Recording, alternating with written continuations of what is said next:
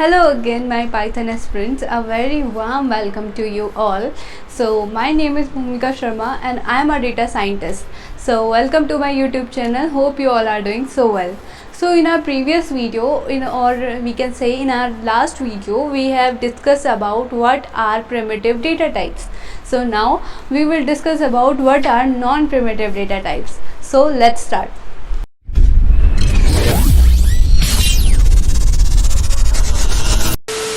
तो primitive data types क्या होते हैं? प्रिमिटिव डेटा टाइप्स वो डेटा टाइप्स होते हैं जो वैल्यू को अपने अंदर स्टोर करते हैं।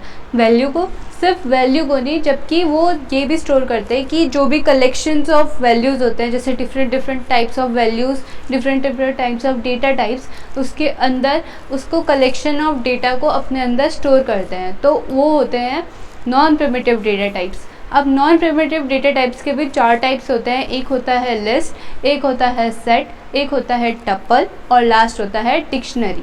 ठीक है, तो अब हम सबसे पहले आते हैं लिस्ट के ऊपर। तो लिस्ट क्या होती है? लिस्ट की कैरेक्टरिस्टिक्स हैं। लिस्ट ऑर्डर कलेक्शंस होते हैं। इंडेक्सिंग और स्लाइसिंग लिस्ट के अंदर हो सकती है। म्यूटेबिलिटी होती है और मेथड्स और उसके कुछ ऑपरेशंस होते हैं। ठीक है, तो ऑर्डर्ड कैसे होती है? List in Python are ordered collections of items that can hold elements of different data types, including numbers, strings, or even other lists. They are versatile data structures that allows you to store, access, and manipulate multiple values in a single variable. तो ordered list क्या होती है? Ordered list एक collection होती है items की। कैसे items की?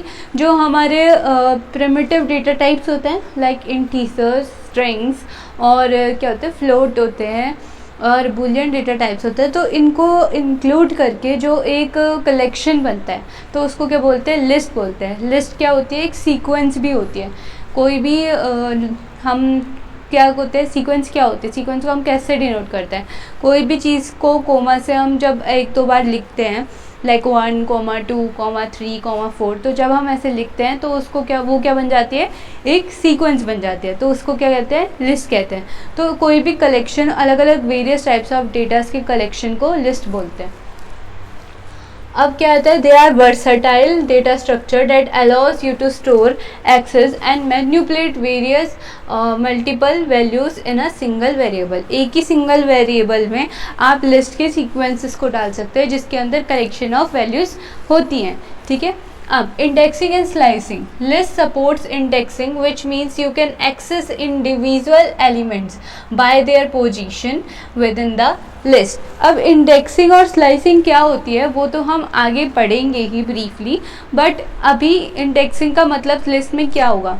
जैसे कि इंडेक्स नंबर क्या होता है? लाइक हमारे क्लासरूम्स में एक रोल नंबर होता है जिससे मैम हमें जानती है। ठीक है, जो भी टीचर है, जो भी आपको पढ़ाता है, उसके आपके पेपर्स चेक होते हैं, तो आपकी आइडेंटिटी वो रोल नंबर भी होती है कहीं ना कहीं। तो वैसे ही लिस्ट में अगर मैंने बना रखी है लिस्ट 1, 2, 3, 4, तो अब वो फोर्थ कौन सी पोजीशन में है, वो इंडेक्सिंग और स्लाइसिंग की मदद से हम उसको बाहर आउटपुट में निकालते हैं कि ये कौन सी पोजीशन में स्टोर्ड है। ठीक है, इसका क्या नंबर है। म्यूटेबिलिटी। अब म्यूटेबिलिटी क्या होती है? List are mutable which means you can modify their contents after they have been created. Mutability क्या होती है? म्यूटेबल का मतलब होता है चेंज होना। तो हम लिस्ट को चेंज कर सकते हैं। एक बारी हम उसे बना दें, हमने एक लिस्ट बना दी है, एक क्रिएट कर दी है, तो हम उसके बाद उसे मॉडिफाई कर सकते हैं। तो उसी मॉडिफिकेशन को क्या कहते हैं? म्यूटेबिलिटी, क्योंकि हम उसको चेंज कर सकते हैं। ठीक है, you can add, remove or change elements in the list, making it dynamic and flexible data structure for a wide range of uses and cases. अब लिस्ट के ना कुछ मेथड्स होते हैं, जैसे कि हम उसमें ऐड कर सकते हैं, रिमूव कर सकते हैं। तो ये कुछ लिस्ट के मेथड्स भी आएंगे जो हम यहाँ पढ़ेंगे, मेथड्स एंड ऑपरेशंस में। ठीक है, अब Python provides a rich set of built-in methods and operations for working with list, such as sorting, concatenating, and reversing. These tools make it easy to manipulate and transfer list data to suit your needs. ठीक है, तो ऐसे ही हम कुछ list के बहुत सारे हम मेथड्स और फंक्शंस पढ़ेंगे, जो ऑपरेशंस पढ़ेंगे, जिससे हम लिस्ट में ऐड ऑन, रिमूव या बहुत सारी चीज़ें कर सकते हैं। ठीक है, तो इसी के साथ अब हम आते हैं हमारे नेक्स्ट डेटा टाइप पे, जो है सेट्स। ठीक है, सेट्स भी एक डेटा टाइप होता है जो किसके अंदर आता है, नॉन प्रिमिटिव डेटा के अंदर आता है। ठीक है, तो अब क्या होते हैं ये सेट्स के कुछ करेक्टरिस्टिक्स हैं। तो सेट क्या होती है, अनऑर्डर्ड होती है। सेट के कुछ ऑपरेशंस होते हैं, वो म्यूटेबल और इम्यूटेबल सेट्स होते हैं। ठीक है, अब अनऑर्डर्ड कैसे होती है। Sets in Python are unordered collections of unique elements. Unlike lists, sets do not preserve the order of the elements. जो सेट्स होती है ये अनऑर्डर्ड होते हैं। अनऑर्डर्ड क्या होते हैं, क्यों होते हैं, जैसे कि जो हमने अभी लिस्ट पढ़ा, लिस्ट में क्या होता है, ऑर्डर्ड होता है, जिसकी वजह से हम इंडेक्सिंग कर सकते हैं। लाइक एक क्लासरूम है, जैसे मैंने एग्जांपल दिया, क्लासरूम है, क्लासरूम में आप इंडेक्सिंग करते हैं किससे, अल्फ़ाबेटिकल ऑर्डर से। ठीक है, जैसे कि ए बी सी करके आप स्टूडेंट्स के नेम और रोल नंबर उन्हें एनरोल करते हैं। ठीक है, तो वैसे ही वो लिस्ट के एक सीक्वेंस हो गए, उसको हम बदलेंगे भी तो वो जैसे स्टूडेंट बदल जाएगा पर रोल नंबर उतना ही रहेगा। ठीक है, लाइन वाइज एक ऑर्डर में। पर यहाँ पे क्या होता है, सेट जब आप सेट का यूज़ कर रहे होंगे तो जब आप उसको आउटपुट निकालेंगे तो वो अनऑर्डर्ड आएगा। लाइक आपने A B C B B A ऐसे करके कुछ लिखा है तो वो पहले बी बी ए दे देगा फिर ए बी सी, तो ऐसे अनऑर्डर्ड में देगा। तो इस वजह से सेट्स में इंडेक्सिंग नहीं होती है। ठीक है, and they automatically remove and duplicate values. अब सेट्स में क्या होता है कि सेट्स में डुप्लीकेट वैल्यूज़ नहीं आती है, आप सेट में डुप्लीकेट वैल्यूज़ नहीं डालेंगे। This makes set useful for task like removing duplicates, performing sets operations and testing membership.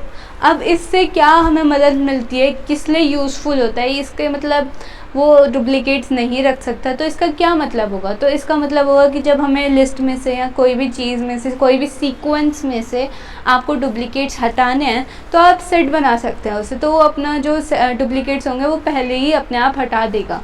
ठीक है, अब क्या कर सकते हैं कि आप उसमें सेट के ऑपरेशंस परफॉर्म कर सकते हैं एक बार सेट क्रिएट करके, और उसमें मेंबरशिप का टेस्ट ले सकते हैं कि उसके अंदर ये है कि नहीं। ठीक है, मेंबरशिप ऑपरेटर्स का यूज़ करके। अब set operations. Set supports a variety of mathematical operations such as union, intersection, difference and symmetric difference. These operations allow you to combine, compare and manipulate sets in powerful ways, making them valuable for a wide range of applications. अब sets जो होता है, sets आपको various types of operations, methods and functions provide करता है, जिससे आप अपने sets को manipulate कर सकते हैं, control कर सकते हैं कि आप अपने sets को कैसे present करना चाहते हैं, उसमें क्या add on, क्या उसमें से remove करना चाहते हैं। ठीक है, तो अब mutable and immutable sets, क्या सेट्स म्यूटेबल होते हैं या फिर इम्यूटेबल होते हैं। इम्यूटेबल क्या होती है, जो चेंज नहीं हो सकते हैं। ठीक है, Python offers both mutable and immutable set types. जो पाइथन है वो बोथ जो पाइथन है वो दोनों हमें अलाउ करता है, दोनों मतलब म्यूटेबल भी, म्यूटेबल सेट्स भी और इम्यूटेबल सेट्स भी। ठीक है, mutable sets known as sets can be modified after creation. जो म्यूटेबल सेट्स होते हैं वो चेंज हो सकते हैं आफ्टर क्रिएशंस। ठीक है, जो और while immutable sets called frozen sets. Frozen sets के बारे में भी हम पढ़ेंगे जब हम सेट्स की क्या कर रहे होंगे, ऑपरेशंस परफॉर्म कर रहे होंगे। ठीक है, तो उसमें हम पढ़ेंगे कि फ्रोजन सेट कैसे क्रिएट करते हैं, फ्रोजन सेट को कैसे बनाते हैं और क्या यूज़ है उसका। ठीक है, can not be change once it's are created. अब जो फ्रोजन सेट होता है वो चेंज नहीं होता है, एक बार ही बन जाए। ठीक है, the choice between the two dependents on the specific requirements of your program. अब इसको ये चीज़ें म्यूटेबल और इम्यूटेबल डिपेंड करता है कि आपके प्रोग्राम पे, आपके प्रोग्राम की रिक्वायरमेंट्स पे। ठीक है, अब इसके साथ ही हम आते हैं हमारे तीसरे डेटा टाइप पे, जो क्या है, डिक्शनरी। अब डिक्शनरी के भी ये कुछ करेक्टरिस्टिक्स है। लाइक उसमें क्या होता है, की वैल्यू पेयर होता है, इफ़िशिएंट एक्सेस होता है, म्यूटेबिलिटी होती है और नेस्टेड डिक्शनरी होती है। नेस्टेड डिक्शनरी क्या होती है कि एक के अंदर एक डिक्शनरी। ठीक है, एक के अंदर हम दूसरी डिक्शनरी एक ही वेरिएबल में डाल सकते हैं, तो उसे नेस्टेड कहते हैं। अब key value pair, dictionaries in Python are unordered collections of key and values. जो डिक्शनरी होती है पाइथन के अंदर वो अनऑर्डर्ड की एंड वैल्यू की पेयर में होती है, एक होगा की और एक होगा वैल्यू, ठीक है। इसको जो हमारी डिक्शनरी होती है वो डिनोट ही इससे होती है कि उस डिक्शनरी के अंदर क्या होता है, एक होती है की और एक होती है वैल्यू, ठीक है। अब each key in a dictionary must be unique. अब हर एक जो की होगी डिक्शनरी में वो हमेशा क्या होगी, यूनिक रहेगी, ठीक है। And it is use to access the corresponding value, जिससे उसकी जो करस्पॉन्डिंग वैल्यू जो हमारी की और वैल्यू होगी, जो की के अंदर वैल्यू होगी, उसको हम एक्सेस कर सकें, ठीक है। Dictionaries are highly flexible and versatile, making them useful for the wide range of data storage and manipulation tasks। जो डिक्शनरीज होती है वो हमारी बहुत फ्लेक्सिबल होती है, ठीक है। Efficient access, अब efficient access कैसे हो सकता है डिक्शनरी में? Dictionaries provide efficient access to their elements as they use hash tables to store and retrieve data. This means that you can access, add or modify dictionary elements in constant time regardless of the size of the dictionaries।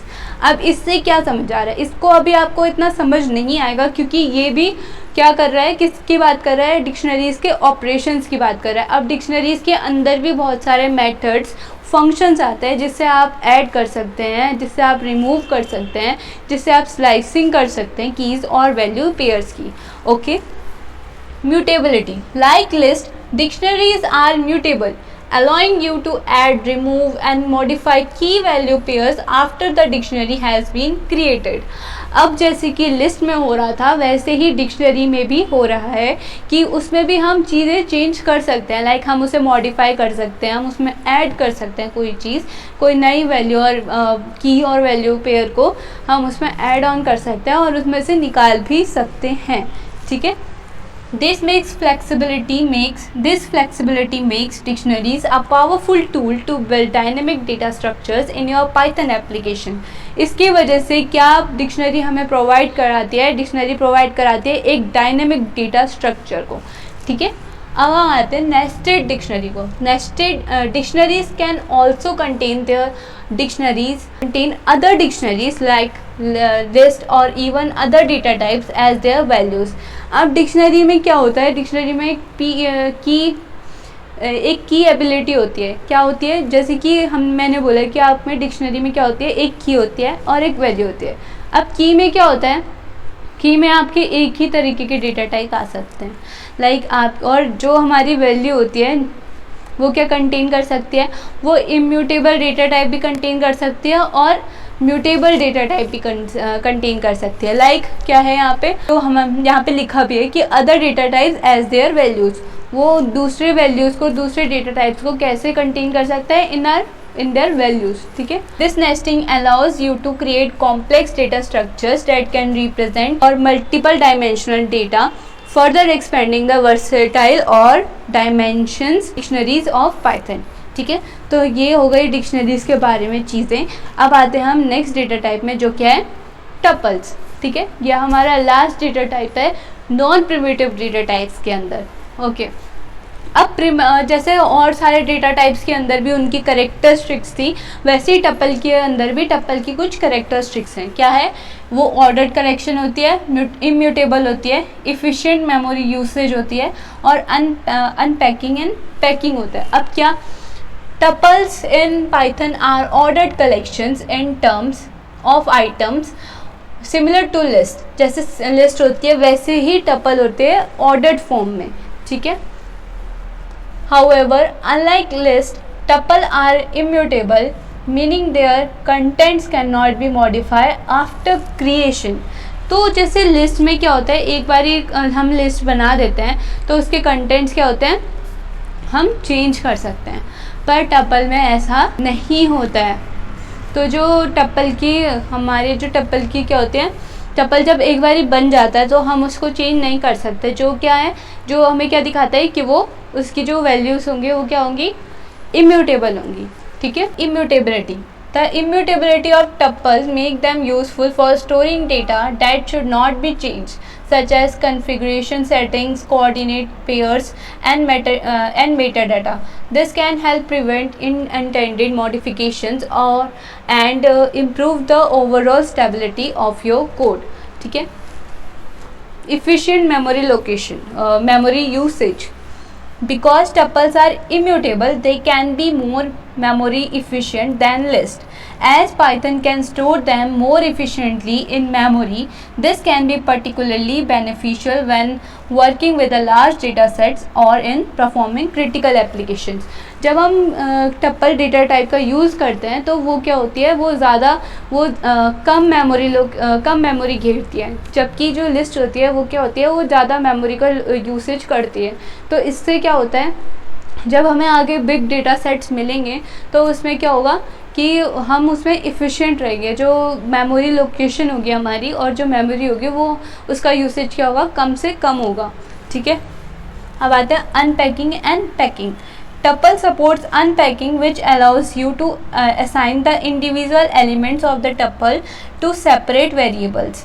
Conversely, you can also pack multiple values into a single tuple, making them a versatile tool for working with multiple values at once. ठीक है, तो ये थे हमारे कुछ discussions about what are non primitive data types. अब इसके बारे में भी हम ब्रीफली पढ़ेंगे और इसको और डिस्कस करेंगे कि इन सब के ऑपरेशंस, इन सब के मेथड्स और इन सब के क्या फंक्शंस होते हैं, ठीक है। तो इसके लिए आपको रहना पड़ेगा ट्यून्ड हमारी नेक्स्ट वीडियोस के लिए।